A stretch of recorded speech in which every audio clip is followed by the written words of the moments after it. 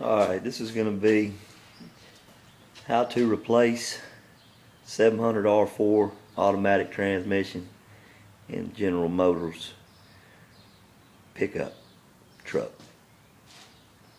First thing you're going to do is get you a transmission. Alright, when you get your transmission, first thing I do is drain the fluid out of it. Then you want to replace this front pump seal here. Second thing you're going to want to do is replace this tail shaft seal on the back. Third thing you're going to want to do, if you can, is get you a new rubber grommet for your transmission dipstick. Check your detent cable, make sure it hadn't been leaking around the detent cable. If so, you'll replace that O-ring seal down in there, and just overall inspect your transmission. Make sure your black electrical plug, terminal, housing and all that's not cracked and broke. A lot of times it'll be the case. Make sure you're not leaking around your governor housing here. If so, there's a seal in there. A little better view of it. Okay, there's your speedometer plug right there. Make sure it's in pretty good shape. You want to clean it up before you reconnect it. Get all the oil, transmission fluid rather off. Anyway, this is kind of going to be a redneck version. There's your cooling lines for your transmission. Make sure that your fittings are in good shape, not been all torn up, threads jacked up and stuff. Anyway, be back. Alright, now for tools needed for the job, keeping in mind this is redneck version. Alright, first and foremost, if it's hot summertime, get you a squirrel cage fan, kind of like I have rigged up here and put out in front of you, cool you down. Secondly, if it's wintertime, you need a heater. I choose Mr. Heater on propane bottle, warm you up. Alright, now back to the basics. You'll need your floor jack. You'll need you some jack stands that I purchased off of somebody down at Duck Dynasty. Best show in the world. Y'all watch it. Everybody out of West Monroe, Louisiana, rock and roll. Alright, get you a milk crate here to set on in case you need it. Alright, you need you an old General Motors pickup truck. A little air compressor if you got enough dollar bills, go get you one. Get your little air ratchet. Alright, highly recommended by a good friend of mine out at Precision Collision, West Monroe, Louisiana. I'm going to be using a motorcycle jack for this. And first and foremost, everybody, if you're attempting this by yourself as I am, you'll want to take you about 15 minutes to pray, because you're going to need Jesus for this whole thing. Be back. Okay, I'm out here getting ready to jack the truck up. First thing I'm going to do before I jack it up is I'm going to disconnect my battery. And I disconnected both sides. I don't ever play around. Make sure you get your tools and stuff off the jack. The truck's going to be jacked up pretty high. Anyway, before I ever start jacking the truck, I got two 4x4 blocks. I'm going to stick the chalk behind the tires, both sides. Because the jack's going to jack it up, and it's going to be trying to go down the hill toward the blocks. Also got the emergency brake set good and tight. Got my jack underneath, getting ready to jack it up. Okay, I've got the truck jacked up, and I'm going to get it pretty much where I want it, where I think I need it. Now before I start doing anything, I've got this motorcycle jack sitting under here so I can gauge how high I'm going to need to jack my truck and set it on the jack stands. That way whenever I get the transmission, I pull the transmission out, it'll come out and it'll go back in pretty much the same way, because I'm going to secure the jack for the transmission to the jack. But by the looks of this, it looks like I might need a 1x4 spacer underneath the front to get the distance and the clearance and everything right, which will put it about where it needs to be. And you know, you'll just have to just do the best you can. Being on flat concrete's gonna help you a lot. Anyway, hope that helps. I'll be back. Alright, here we go. Got the truck jacked up where it needs to be. Got both the jack stands underneath. And you can put it wherever you feel safe putting it. What I do is put it on the front of the frame. I've got a couple holes in the ends of the frame, and I stick me a couple bolts through to try to secure it to where the jack doesn't slip out, the stand doesn't slip out from underneath the frame. And I also put the floor jack back up underneath the center, put pressure on it. I've got the jack wheels in a crack to try to hold it steady. You know, keep all the terrain and stuff that you're dealing with kind of helps you too. I've got a little incline which is going to make it a little easier. Took a measurement here, top of my bell housing needs to have at least 18 inches of clearance to get underneath, and it does. I've got it pretty much set. I've got the jack sitting where I need it. I know what I need to do as far as shimming it up to get the transmission out, which I'm going to get a 1x4, shim it up to get the front where it needs to be. Next thing I'm going to do here before I get started and go to the next section is I'm going to take the drive shaft off. I'm going to put it in neutral, take the drive shaft off, and then we'll get going. Alright, I've removed the drive shaft. I'm going to back up a little bit. Undoubtedly I didn't have enough dollar bills. Make sure you get you a pretty nice size air compressor. It won't run this air ratchet. This is a little 3-gallon.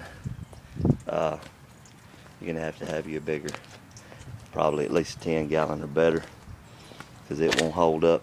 So I'm back to the manual way. So disregard air compressor on this video.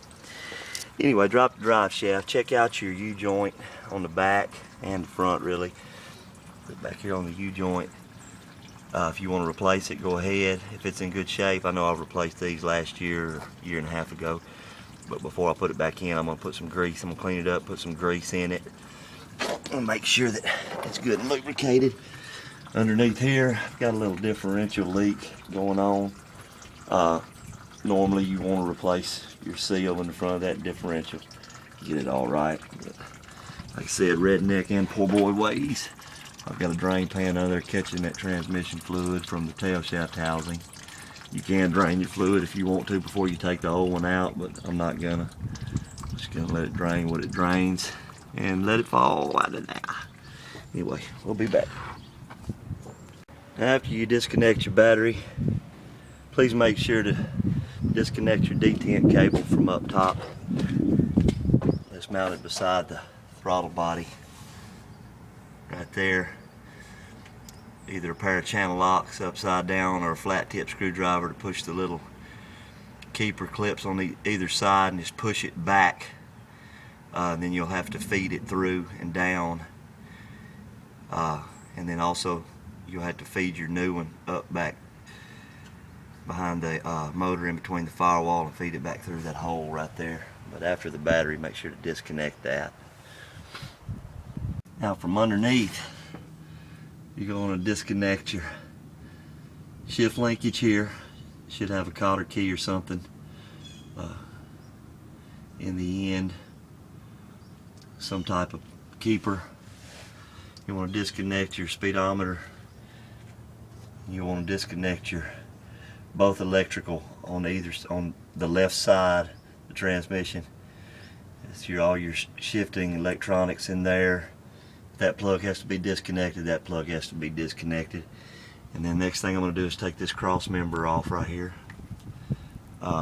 Once I take the cross member off, I can drop the whole back of the transmission down. There's going to be a nut on your transmission mount. It's the first thing you'll take off, and you'll take these 4 bolts off on the side and the whole cross member will drop out. Make sure you have your shifting linkage taken off and both of your plugs disconnected. There's also a screw that holds, if I can get a picture of it, it holds the wiring harness. Make sure to take that out. It's about a 10mm. All these bolt sizes can vary on different vehicles. And then once I do that, drop the transmission down. I'm going to take all of of the dust cover bolts off. Noticing this is oily. We're going to put a rear main seal in the motor too before we get through. We're going to drop that dust cover right there. Now you can take your starter out if you want to. I choose not to. Just work around it. Anyway, I'll be back. Alright, next thing I'm going to do before I start jacking up and down on this transmission is remove these coolant lines from the side. That way it doesn't bend the tubes. Okay. Alright, keeping in mind before any of these projects, make sure to have proper safety equipment, safety goggles. Keep all this dirt and grease and grime out of your eyes is probably going to help you a lot. Now I've removed both coolant lines. Alright, I started at the top and got it, and then got the bottom one second. Easier to work it that way. Make sure you use line wrenches. Mine was a 1/2 inch line wrench. It was real tight. Keep from stripping it. Broke it loose, and then I got a 13mm wrench to get to it, and it made it a little easier. So, and all your bolts will have different sizes. You just use the tool you need to do the job. Anyway, before I jack the transmission up, I took the dust cover bolts out, and then I'm going to jack it up, and once I jack it up, that'll leave me room to get from the exhaust cross pipe here. It's pretty tight. You have to jack it up to have enough clearance to pull that dust pan out. Then I'll get my torque converter bolts and I'll take them out, and once I take my torque converter bolts out, I'll come take all my bell housing bolts out, and then we'll get to that in just a little bit. Alright, turns out without dropping the exhaust cross member, even by jacking it up, the dust pan won't come out. So what I did was I jacked it up high as I needed it, and then took a 15mm socket with an extension and a 15mm wrench, because I had to get the 15mm wrench to get to this one in between the oil pan and the flywheel. But with an extension, you can take you a flathead screwdriver like I've got here and get it in between the teeth on your starter, your flywheel, and you can just push it that way, and you can turn it counterclockwise as far as you need to get your ratchet where you need it, or get your wrench, or however you may need it. But that screwdriver is about the best way. You don't want to try to turn it over with the ignition. You'll tear something up. But anyway, I also had to remove the oil filter to get access to what I needed. I've got the torque converter bolts taken off other than one. I'm going to take a ratchet and get to it with an extension, and after that I will get to my bell housing bolts. Okay, I've taken out my torque converter bolts. In my case, I needed a 9/16 with a swivel and an extension. But as in my case, if this is your only ride and you're stuck without it, I used a 9/16 wrench and a 15mm socket without an extension and was able to get to them. Okay, I got them all disconnected. Torque converter bolts are disconnected. All my wiring is disconnected. I've got one more wire, that little screw I told you about I got to take off with a 10mm. Detent cable's unhooked. And there's 6 bolts that hold your bell housing. Okay. Keeping in mind that there's several ways to do this. I've taken all my bell housing bolts off. Some people choose to leave the dipstick in. I'll pull the dipstick out of the hole. Okay, and it's just hanging here, right here. And then I taped it to my air cleaner up there to kind of hold it in place, because if you get it out of shape, it is hard to get it back where it needs to go. I've also got a strap around the jack to hold the transmission on to the jack. Alright, the dust pan's still there. If you take your exhaust cross member and drop it down, you can pull your dust pan out, but I didn't. I'm choosing to leave it there, which means I'm gonna have to make sure it's there when I put the transmission back in. Dipstick's gonna be in place, both of them sort of in place. I'll have to work them as I go to put everything back. So anyway, getting ready to drop the transmission down with the motorcycle jack. Also, best to have transmission jacks and all the proper tools. This is just redneck version. Alright, transmission's out. I've taken it off the jack, unstrapped it, taken it off the jack. Torque converter's out. Keep in mind, make sure that shifting linkage is out of the way when you drop it or you'll bend it. Dust cover's still up there. Now, the dust cover's pretty hard to deal with if you don't drop that exhaust down so you can work with it. So now I'm going to take that flywheel off because it needs a rear main bearing, and just double inspect everything twice. Make sure no wires are ripped, no lines are bent, things, because if they are, you're going to be in trouble if you put it back together like that. Anyway, I'm thinking about disregarding the dust guard, but you'll see. Just deal with it the best way you can. Just trying to help. Redneck version. Alright, I hope this has helped you. Now to put this thing back in, you just turn around and do exactly what you did to get it out, backwards. So I highly recommend you have plenty of standard wrenches and sockets, plenty of metric wrenches and sockets, 3/8 drive, 1/2 inch drive, 1/4 inch drive, jack stands, jack, safety first. I'm going to replace the rear main seal here. If I can get that flywheel off, that'll be a different video. Anyway, redneck version. Please be safe. Check out Tommy Jackson music if you don't mind. That's Tommy, T-O-M-M-Y, Jackson, J-A-X-S-O-N, on YouTube and iTunes. Name of the song will be I Don't Give a Damn, a rockin' country song. Anyway, we're going to put this one in. Good luck, Godspeed, and have a wonderful day. Okay, I've got the new transmission, the replacement transmission up on the jack. What I had to do was I had to slide the transmission under the truck first, then get the jack right beside the transmission, and then I flipped the transmission up over on its side, right hand side, and then I slid it back on top of the jack. Alright, once I did that, I put the torque converter in it. After I put the torque converter in it, I pushed up and jacked it up some and got that spacer back under it. But now, since it's disconnected from the motor, the jack that I'm using up here in the front for some extra safety, I'm going to have to jack up the motor some to get it to where the transmission will mount up flush with the motor. The dipstick for the transmission, I went ahead and lined back up so there's no problem getting it in the hole.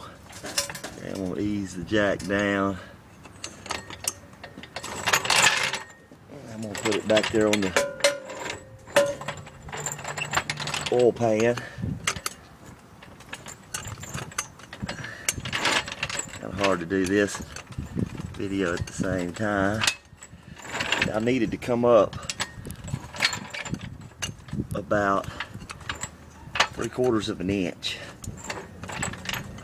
from the crack in the motor and the transmission. So I'm just gonna adjust this and get back to you. Okay, I've got all of my bell housing bolts started, all 6 of them. Transmission went up really easy with this motorcycle jack with it strapped down in the right angle. I jacked up the motor about 3/4 of an inch, like I said, with the floor jack. From the oil pan I used a wood block.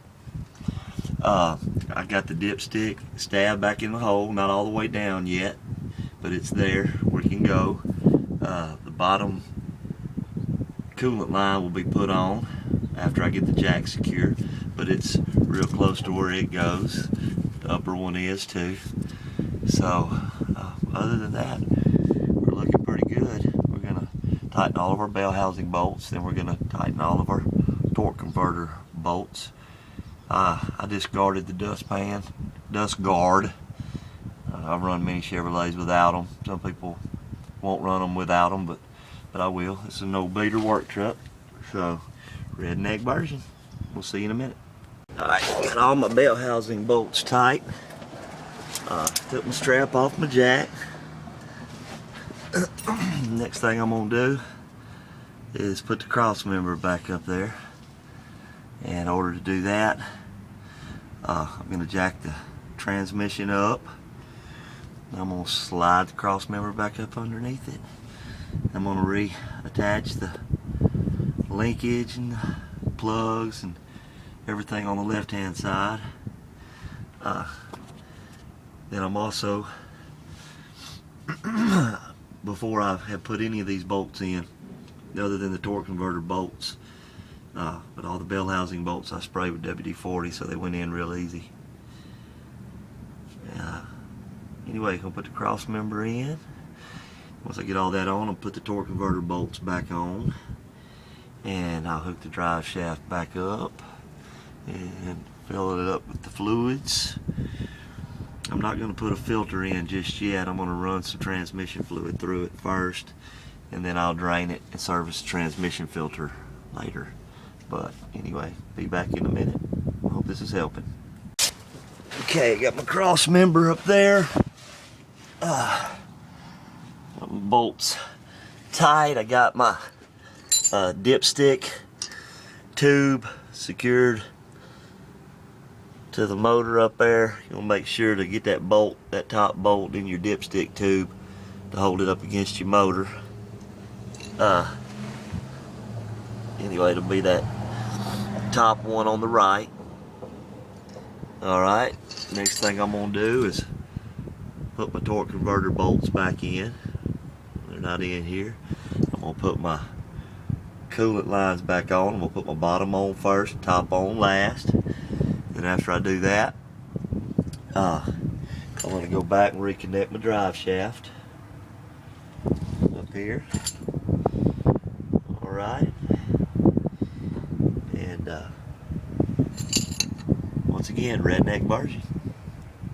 Alright. Got the drive shaft remounted, reinstalled. Got all the bolts under here tight. Ready to jack her down.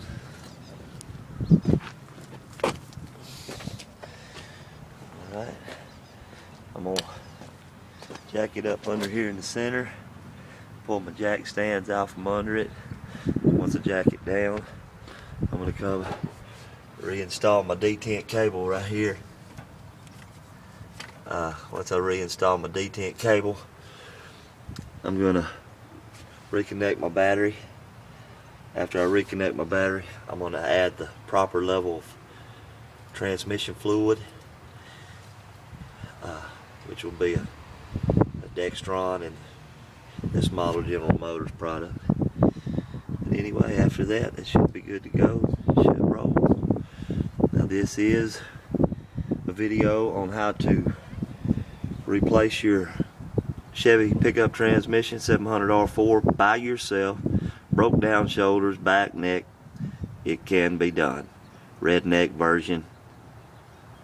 Alright, I've got it jacked down. I reconnected the detent cable. Proper way to set the detent cable is there's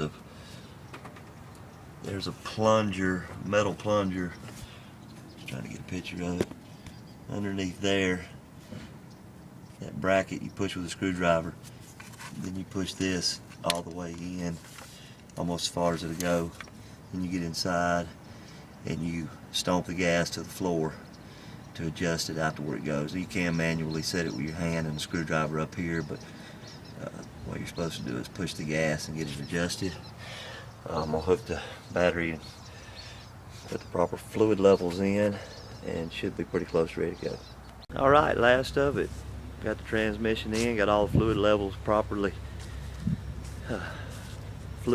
added to the right levels. Got the cleanup done. Got all the oil up, disposed of all the trash. Got some tools to clean up, but it's on me. Now it's time for the old test. Oh, I might as well.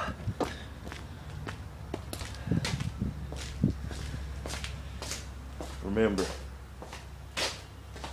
motorcycle jack and a floor jack and jack stands, buddy, and you can do it. Now, with that strap, make sure you have that strap.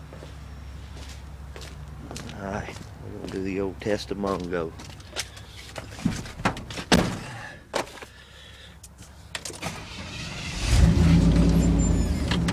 Alright, we'll stick it in reverse.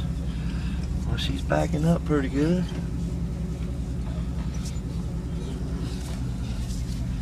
And I did make sure to add the fluid and let it warm up, because you know your transmission fluid expands when it gets hot. I'm pretty sure it's about where it needs to be. Good, smooth shift in the second. It was smooth, but it was good and firm. I actually bought this transmission out of a full-size van, so hoping it can be stout enough. Oh yeah, went in real good. Get ready to make the left, go up here and get a little gas. I believe we got it though.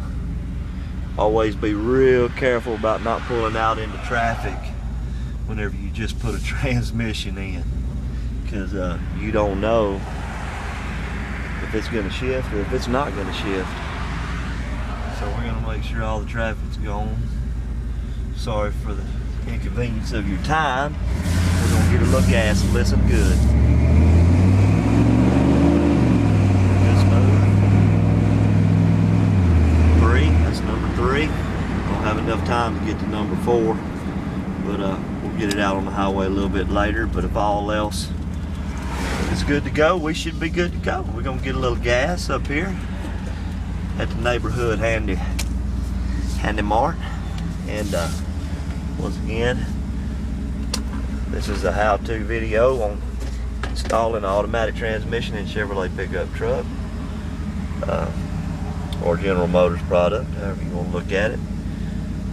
Also, this video is dedicated in loving memory of Mr. Phil Kessler, best Chevrolet mechanic ever. God bless everybody.